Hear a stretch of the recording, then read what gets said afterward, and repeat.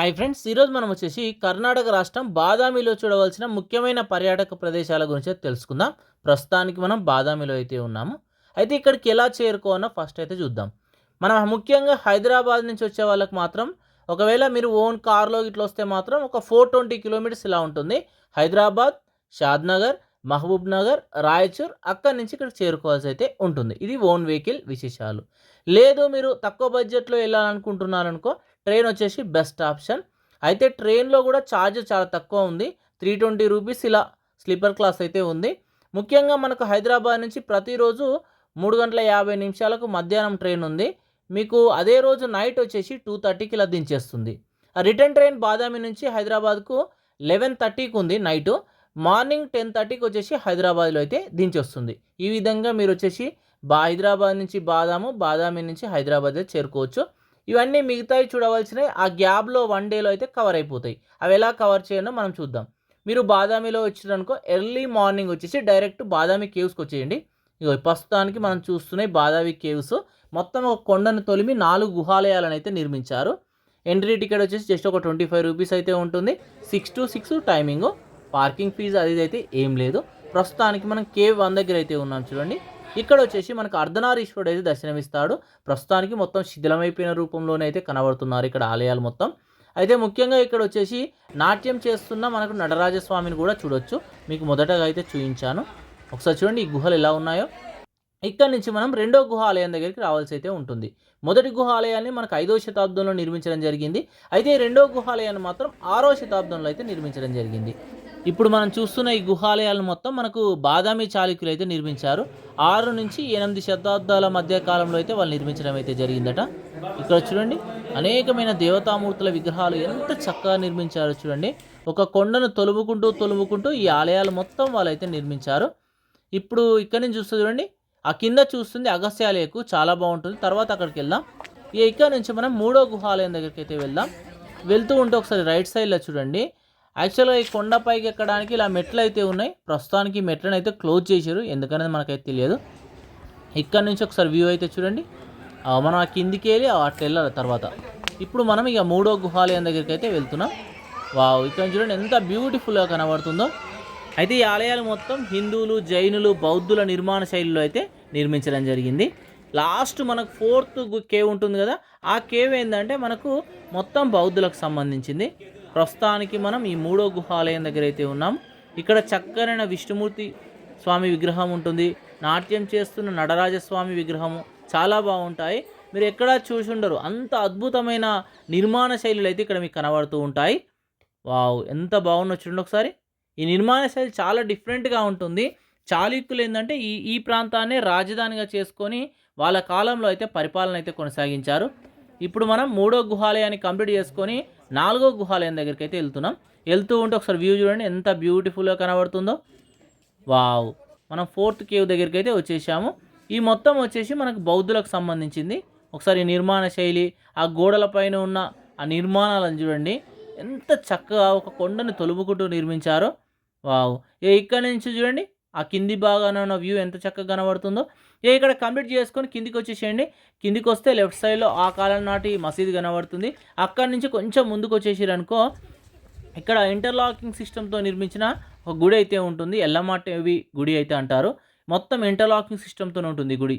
చూడండి ఒకసారి. ఇక్కడ నుంచి కొంచెం ముందుకు వచ్చారనుకో, మీకు అగస్త్య లేక్ అయితే కనబడుతుందో. ఒకసారి చూడండి, ఆ దూరంలో కనబడుతుందో అది మెయిన్ కోట. మనం లాస్ట్కి ఆ కోట పైకి అయితే ఎక్కుదాం. ఒకసారి చూడండి, ఇక్కడ నుంచి చూస్తే ఈ అగస్త్య లేక్ ఎంత బ్యూటిఫుల్గా కనబడుతుందో చూడండి. యాక్చువల్ ఏంటంటే మీరు కేవ్స్ చూసినాక ఈ పక్క నుంచి ఇప్పుడు మనం చూసిన ఎల్లమ్మ గుడి ఆ పక్క నుంచి నడుచుకుంటూ వచ్చేయచ్చు. ఓలా ఓన్ వెహికల్ ఉంటే ఇక్కడ దాకా కూడా మీకు వెహికల్ అయితే వచ్చేస్తుంది. ప్రస్తుతానికి మనం అగస్త్య లేక్ దగ్గరికి అయితే వచ్చేసాం ఈ పక్కపడి నడుచుకుంటూ. అయితే ఈ ఆపోజిట్లోనే మీకు మల్లికార్జున స్వామి గుడి అయితే ఉంటుంది. ఈ గుడిని వచ్చేసి మనకు 11వ శతాబ్దంలో అయితే నిర్మించడం జరిగింది. అయితే ఎక్కడ చూసినా మీకు దేవతామూర్తులు అయితే దర్శనమిస్తలేరు. మొత్తం శిథిలమైపోయిన రూపంలోనే ఈ ఆలయాలు మొత్తం మనకైతే కనబడుతున్నాయి. బ్యాక్ సైడ్ కూడా చూడండి, ఇవి ఇలా చిన్న చిన్న ఆలయాలు అయితే చాలా ఉన్నాయి. ఇక్కడ కంప్లీట్ చేసుకున్నాక అక్కడి నుంచి ఇక సేమ్ ఆ లేక్ పక్క నుంచి నడుచుకుంటూ వెళ్ళిననుకో మధ్యలో వచ్చేసి భూతనాథ ఆలయం ఉంటుంది. ఒకసారి చూడండి, ఈ నీటి మధ్యలో అయితే నిర్మించారు. యాక్చువల్గా ఏంటంటే కొండల పైనుంచి నీరు వచ్చేసి ఇక్కడైతే చేరుతుందట. బట్ ఏంటంటే ఏ కాలంలో చూసినా ఇక్కడ నీరు మాత్రం ఫుల్ ఉంటాయి. అది మెయిన్ ఇక్కడ ఇంపార్టెంట్. అంటే ఆ కాలం నాటి రాజుల యొక్క టెక్నాలజీ ఎంత గొప్పదో చూడండి. అంటే ఏ కాలంలో చూసినా నీరు ఎండిపోకుండా వాళ్ళైతే నిర్మించారు. ఇక ప్రధానమైన భూతనాథ్ ఆలయం దగ్గరికి అయితే మనం చేరుకున్నాం చూడండి. ఈ ఆలయాన్ని మనకు 6వ శతాబ్దంలో అయితే నిర్మించడం జరిగిందట. ఈ ఆలయం ముందు భాగంలో ఇలా లేక్ అయితే ఈ విధంగా అయితే మీకు కనబడుతుంది. ఒకసారి లోపటి భాగాన్ని కూడా ఇప్పుడు మీకైతే చూపిస్తాను. ఒకసారి ఇలా లోపలికి అయితే వెళ్దాం పదండి. వావ్, ఇక్కడ నుంచి చూడండి మొత్తం రౌండ్గా ఉన్న చూడండి పిల్లర్స్ వచ్చేసి మొత్తం రాతితో నిర్మించింది ఈ ఆలయం మొత్తం. వావ్, ఒకసారి చూడండి ఈ పక్క నుంచి చూసుకుంటూ ముందుకెళ్దాం. చుట్టూ వచ్చేసి చిన్న చిన్న ఆలయాలు చాలా ఉన్నాయి అన్నట్టు. ఇక ఇక్కడ కంప్లీట్ చేసుకొని ఆ పక్క నుంచే కొంచెం ముందుకు వచ్చినాం అనుకో ఒక పెద్ద బండరాయి కనబడుతుంది. ఆ రాయికి చెక్కిన శిల్పాలు చూడండి ఎంత చక్కగా కనబడుతున్నాయో. అనేక మంది దేవతామూర్తుల విగ్రహాలు అయితే ఉంటాయి. అయితే ఈ కొండలపై నుంచి మీకు వాటర్ ఫాల్ అయితే వర్షాకాలంలో పడుతుంది. చాలా బ్యూటిఫుల్గా ఉంటుంది. అక్కడ దాకా కూడా మనం వెళ్ళొచ్చు. ప్రస్తుతానికి నేను వెళ్ళినప్పుడు ఏంటంటే ఆ వాటర్ ఫాల్లో లేదు కాబట్టి అక్కడ దాకా నేనైతే వెళ్ళలేదు. ఇక్కడ కంప్లీట్ చేసుకొని అలానే కొంచెం ముందుకు వచ్చారనుకో విష్ణుమూర్తి యొక్క గుడి ఉంటుంది. చాలా బాగుంటుంది. ఆ కొండకు మొత్తం ఆ స్వామివారిని ఇట్లా చెక్కి నిర్మించారు. చాలా బ్యూటిఫుల్గా ఉంటుంది. వచ్చినప్పుడు అయితే మిస్ కాకండి. అలానే కార్నర్ వరకు వచ్చిరనుకో ఒక గుహ కూడా ఉంటుంది. కంప్లీట్ చేసేయండి. ఒకవేళ వాటర్ ఫాల్ ఉంటే ఇక్కడి నుంచి వెళ్ళాలి. బట్ ఏంటంటే ఫాల్ లేదు కాబట్టి నేను వెళ్ళలేదు. ఇక్కడ కంప్లీట్ చేసుకొని మళ్ళీ రిటర్న్ వచ్చేసేయండి. రిటర్న్ వస్తే చిన్న గలీలా కనబడుతుంది చూడండి. ఇక్కడ నుంచి ముందుకు వచ్చారనుకో మీకు ఆంజనేయ స్వామి వారి గుడి అయితే ఉంటుంది. ఇక్కడ కంప్లీట్ చేసుకొని మళ్ళీ మనం వచ్చిన రూట్లోనే బ్యాక్ వెళ్ళాలి. బ్యాక్ వెళ్తే ఇక్కడ మ్యూజియం అయితే ఉంటుంది. ఫస్ట్ అన్న చూడండి, లాస్ట్ అన్న చూడండి, మీ ఇష్టం. మ్యూజియం తప్పకుండా చూడండి, మిస్ కాకండి, బాగుంటుంది. లోపల ఫోటోగ్రఫీ అయితే అలా లేదు. ఇప్పుడు మనం కోటపైకి వెళ్తున్నాం. బాదామి కోట, చాళుక్యుల రాజులు నిర్మించిన కోట అన్నట్టుది. ఇలా వెళ్తుంటే మధ్యలో వచ్చేసి మీకు నీటి ఫౌంటైన్, నీటి అవసరాల కోసం ఈ కొలను అయితే నిర్మించారు. ప్రస్తుతం అయితే ఎండిపోయి అయితే ఉంది. ఇక్కడ నుంచి పై భాగానికి చేరుకోవాలి. మొత్తం మెట్లు ఉంటాయి, చాలానే నడవాలి. నడుచుడు బాగానే ఉంటుంది. కొండపైకి మొత్తం చేసుకోవాలంటే ఒక 2-3 కిలోమీటర్ నడవాల్సిందే. అయితే ఫస్ట్ మీకు లోవర్ శివ టెంపుల్ వస్తుంది. ఇక్కడ నుంచి చూస్తే బాదామి సిటీ వ్యూ ఒక సైడ్ మొత్తం కనబడుతుంది. ఆ అటు సైడ్ చూసిన మనం బాదామి కేవ్స్ కనబడతాయి, అగస్త్య లేకు. ఇక్కడ చూడండి ఫిరంగి ఆ కాలం నాటిది అయితే కనబడుతుంది. చూడండి ఫిరంగి, చాలా కోటల దగ్గర ఫిరంగిలు అయితే చూస్తాం. ఈ ఫిరంగి వచ్చేసి చాలా ఓల్డ్ అన్నట్టు, 5-6వ శతాబ్దాల కాలం నాటి ఫిరంగి. ఇక్కడ నుంచి మనం కొండ పైకి అయితే చేరుకుంటున్నాం. ఇక చేరుకుంటూ ఉంటే ఎలా ఉంటుందంటే మొత్తం ఈ గుహలు ఈ బండరాల మధ్యలోకి వెళ్ళి తురికెళ్ళి నడుచుకుంటూ మనం పైకి అయితే వెళ్ళాలి. ఇలా వెళ్తే మధ్యలో ఏందో గ్రానరీ అంటే ఏంటో నాకు ఐడియా లేదు, ఇవైతే ఉన్నాయి. ఇక్కడ నుంచి మొత్తం మీదికి వచ్చేసేయాలి. మీదికి వస్తే అప్పర్ శివ టెంపుల్ అయితే మీకు దర్శనం ఇస్తుంది. అయితే ముఖ్యంగా చెప్పాల్సింది ఏంటంటే ఈ మధ్యలో మీద వచ్చేసి అన్ని అండర్ గ్రౌండ్ ఏంటివో ఉన్నాయి, తెలియదు. లోతుగా లోయలు ఉన్నాయి, మొత్తం మూసేసిరు మరి పడకుండా. ఆ పడితే ఎక్కడికి వెళ్తామో కూడా తెలియదు. ఇక్కడ చూడండి ఈ గోడలపైన చెక్కిన శిల్పాలు ఎంత బ్యూటిఫుల్గా ఉన్నాయో చూడండి. అప్పర్ శివ టెంపుల్ పైన మొత్తం పైకి వచ్చినాక వాల్స్ పైన ఈ విధంగా అయితే ఉంటాయి. మొత్తం రాతితో నిర్మించిన ఈ గోడల పైన ఎంత చక్కగా ఉన్నాయో చూడండి. చిన్న నీటి ఫౌంటైన్ కూడా ఇక్కడైతే మనం చూడొచ్చు. ఇక వ్యూ వచ్చేసి ఈ విధంగా ఉంటుంది మనకు ఈ టెంపుల్ది. ఇక్కడ కంప్లీట్ చేసినాక మళ్ళీ కిందికి వచ్చేసేయండి.